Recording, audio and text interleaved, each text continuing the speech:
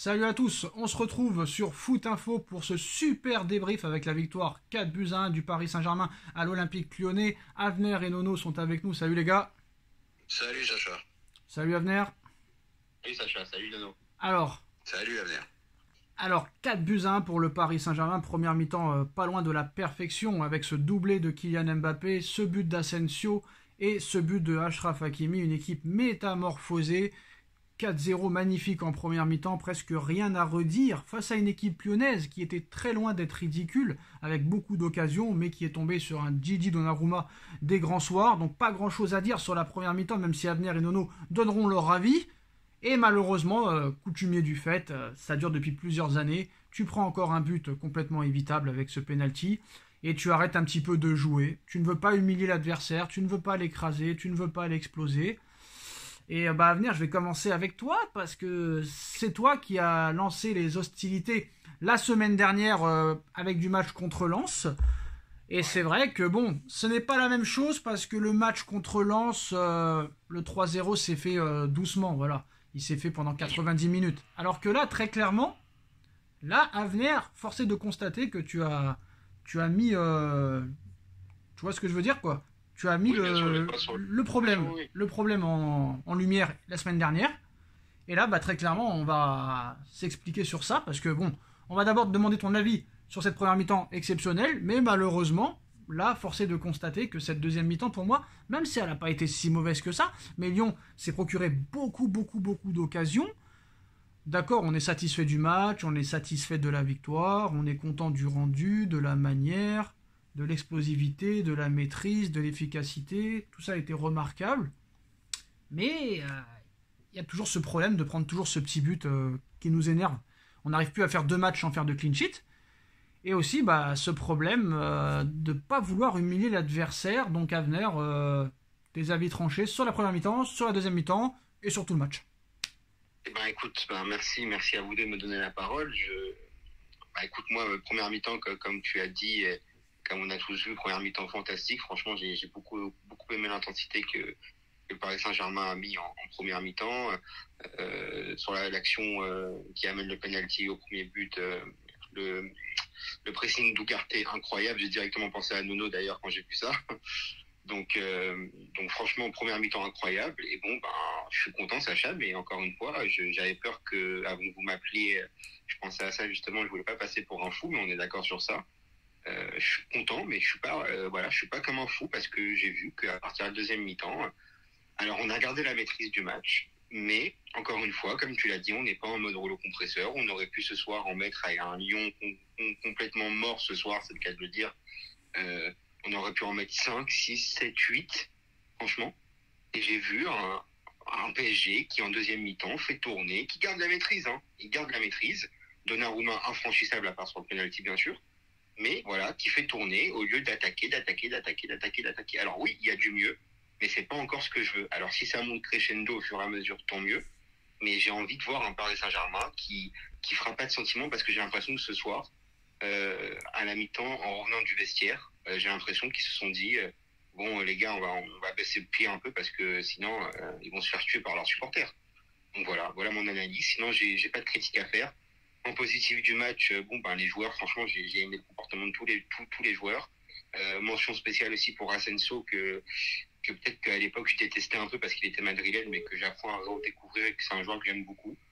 Dembélé n'a toujours pas marqué, j'espère qu'il marquera, parce que le problème c'est que dans cette composition-là, avec si ça déroule comme toute la saison, celui qui ne marquera pas, il sautera de la feuille de match. Milieu de terrain, j'ai beaucoup aimé le match des milieux de terrain. Garté, mention spéciale. J'ai aimé le match de Marquinhos, d'Hakimi, de Skriniar, et d'Hakimi aussi, bien sûr. Hernandez aussi top, et Donnarumma aussi parfait. Donc voilà, après je vous laisse la parole. Alors moi, je suis à 90% d'accord avec Avner. Je dirais sur quoi je suis pas d'accord. Nono, quelque chose qui va être intéressant. Toi, tu m'as dit dans ton débrief que tu étais satisfait de ce que tu avais vu, alors que j'avais quand même dit qu'en deuxième mi-temps, c'était pas ça. Moi, il y a un truc qui me dérange, Nono, c'est que c'est bizarre que tu te contentes de ça, parce que j'ai l'impression, Nono, que tu as une petite perte de mémoire, et que ce qui se passe en ce moment, c'est peut-être très bien. Mais ça, au début, on l'a vu avec Tourelle. On l'a vu avec Monsieur Galtier. On l'a vu avec Pochettino. Maintenant, la question que je vois te poser, Nono, pourquoi? Qu'est-ce qui pourrait nous convaincre de dire que sur une année complète, ça ne va pas foirer comme avec les autres coachs, Nono, avec une concentration. Je veux ta concentration. Voilà. Sacha, je suis pas d'accord avec toi. Non, j'ai pas dit. Attends, il n'y a pas être d'accord avec toi parce que c'est une question. Je vais t'expliquer pourquoi. Non, mais Nono, tu peux pas être d'accord ou ne pas être d'accord parce que j'ai rien dit. J'ai juste dit que... Mais si, justement, tu as vu ça avec Tourelle. Non, j'ai pas vu ça avec Tourelle. Attends, mais non, je suis désolé, t'as la mémoire courte. Tourelle commence... Attends, s'il te plaît. Attends, non, s'il te plaît. Moi, j'ai pas vu ça avec Tourelle. Non, attention. 2 secondes, après je te laisse parler pendant 3 heures. D'accord? 3 heures. 14 victoires d'affilée avec Tourelle, quand il commence. Avec Galtier, on se rappelle du mois d'août et du mois de septembre. Avec Pochettino, les 5-6 premiers matchs, c'était aussi pas mal. Mais après, ça s'est complètement effondré pour les 3. Donc maintenant, juste la question que je te pose. Qu'est-ce qui peut te faire croire que ça ne va pas s'écrouler comme tous ces gars-là? C'est tout. J'ai 2 raisons principales. La première raison, avec Galtier, tu jouais à 9. Il y en a 2 qui défendaient pas, même 2,5, qui défendaient pas. Donc déjà tu jouais à 9, j'ai jamais vu autant de replis défensifs, j'ai jamais vu autant d'intensité, j'ai jamais vu autant jouer comme ça en équipe, j'ai jamais vu autant de pressing à la récupération du ballon, et me dis pas qu'avec Galtier c'était pareil. Galtier c'est 3 attends, je finis. Non. Galtier c'était 3. Galtier il jouait avec tu comprends pas, non mais non, tu comprends pas. Laisse-moi finir.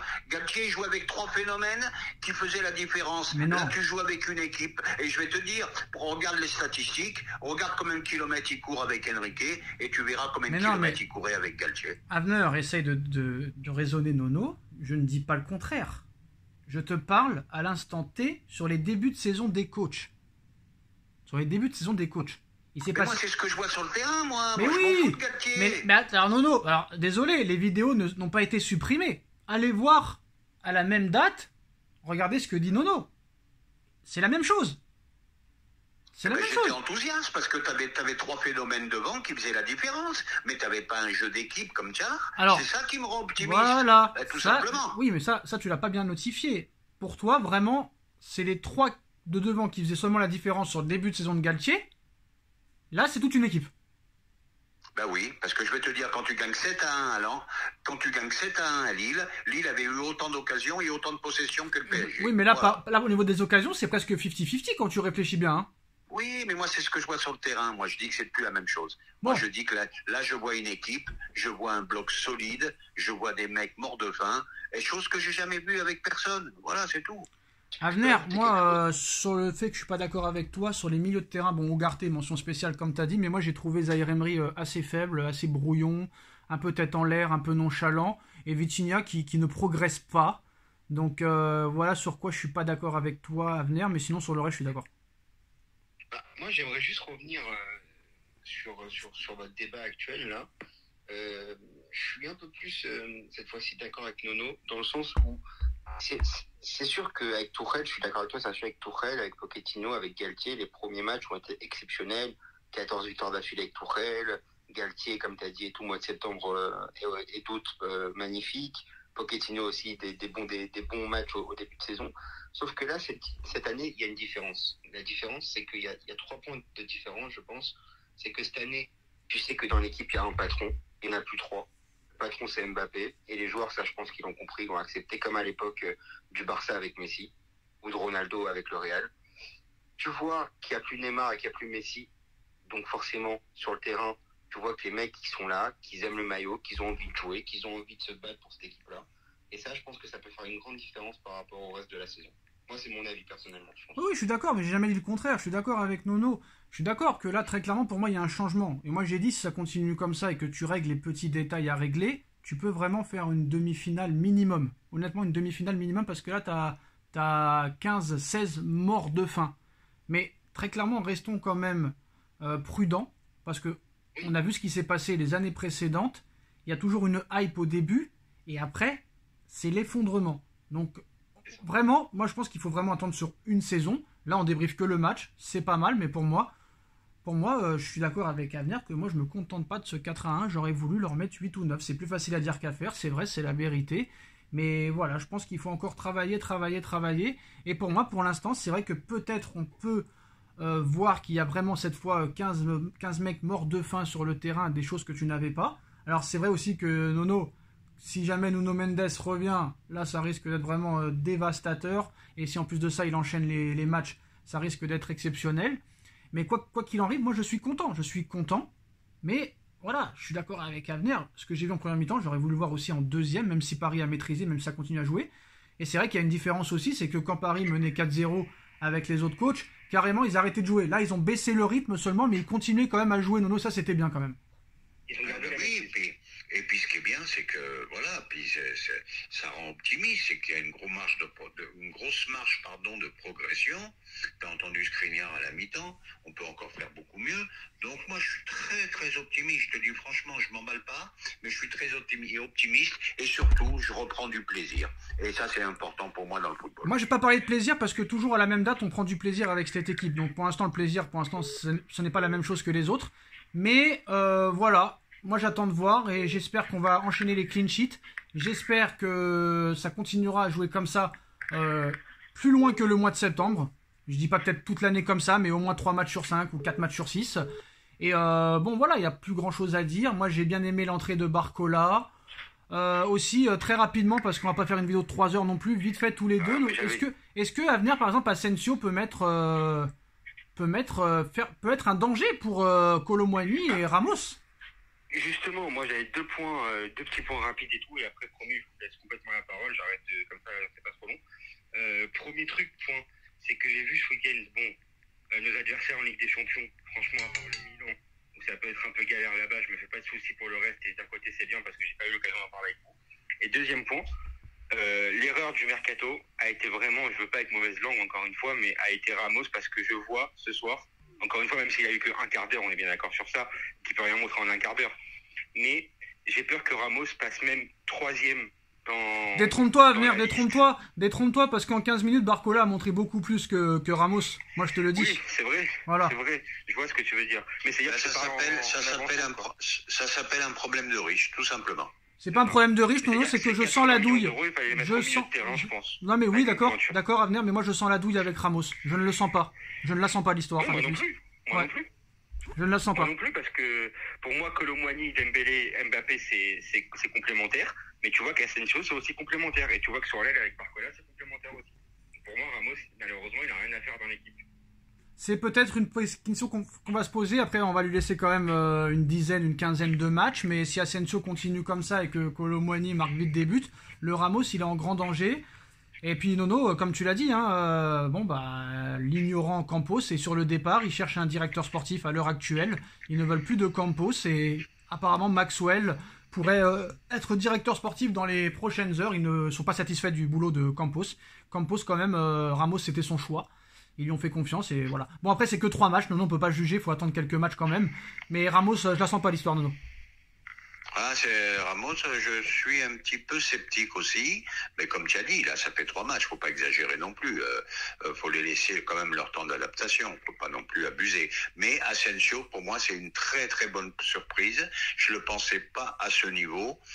Parce que rappelez-vous qu'à l'époque, il avait fait les croisés, il avait eu du mal à revenir. Là, je vois un Asensio qui apporte surtout avec ça. Il a des frappes de balles magnifiques. Attention danger, attention danger. Mais non, il n'y a pas de signe. Il y a un signe distinctif. Il y a un signe distinctif avec Asensio qui marque ces 2 buts-là, qui fait une passe décisive ce soir. Ramos, pour moi, il a rien démontré.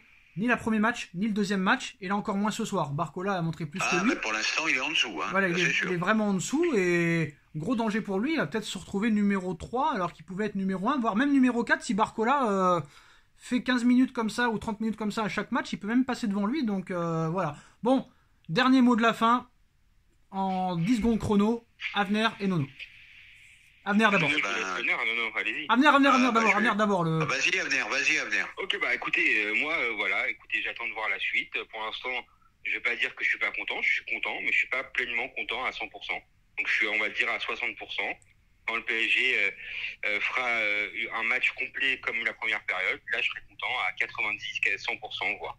Donc à voir, on attend, on est patient, et en espérant que ce soit une grande saison, parce que franchement, honnêtement, et j'espère ne pas nous porter la poisse, cette saison, Je dis pas qu'on va gagner avec des champions, mais je la sens bien, en tout cas. Voilà. Réponse de Nono. Eh ben, c'est un pressentiment que je partage. Je les vois bien cette année. Je sais pas pourquoi, je les vois bien. Je peux me tromper, mais je pense comme toi. Je dis pas qu'on va la gagner, mais je pense qu'on peut quand même aller un peu plus loin. Alors moi aussi j'ai un bon pressentiment parce que là tu as vraiment des guerriers par rapport à des individualités. Surtout si Mendes arrive, parce que là quand même tu fais des bons matchs sans Mendes, sans Kolo Muani, un Ramos pas titulaire. Si jamais Verratti arrive, peut-être qu'il peut prendre la place de Vitinha et là ça peut être la grosse recrue de l'année, allez savoir. C'est parce que moi je pense que Verratti, vu quand je vois Vitinha, là les Emery ce soir, Soler, Ruiz qui sont pas au niveau, Verratti pourrait peut-être dépanner dans cette équipe. Et Tout à fait d'accord. j'aimerais bien voir cette équipe-là avec Mendes et avec les autres recrues et peut-être un Verratti qui revient à un bon niveau à la place de Vitinha. Je pense que ça peut faire très mal. Mais moi, je reste très mesuré parce que pour moi, je vois pas pour l'instant à part vraiment que ce soit 11 chiens, 11 guerriers, je ne vois pas vraiment de différence pour l'instant avec les débuts de saison, je précise bien les débuts de saison des autres entraîneurs. C'est mon avis. Voilà les gars, dites-nous en commentaire ce que vous en pensez. On like, on partage, on commente, on s'abonne. Et demain aussi, on va parler des propos de Neymar sur le Paris Saint-Germain et la dernière année qu'il a vécue avec Messi. Merci Avner, merci Nono, et on se retrouve très vite pour une nouvelle vidéo. Tchuss.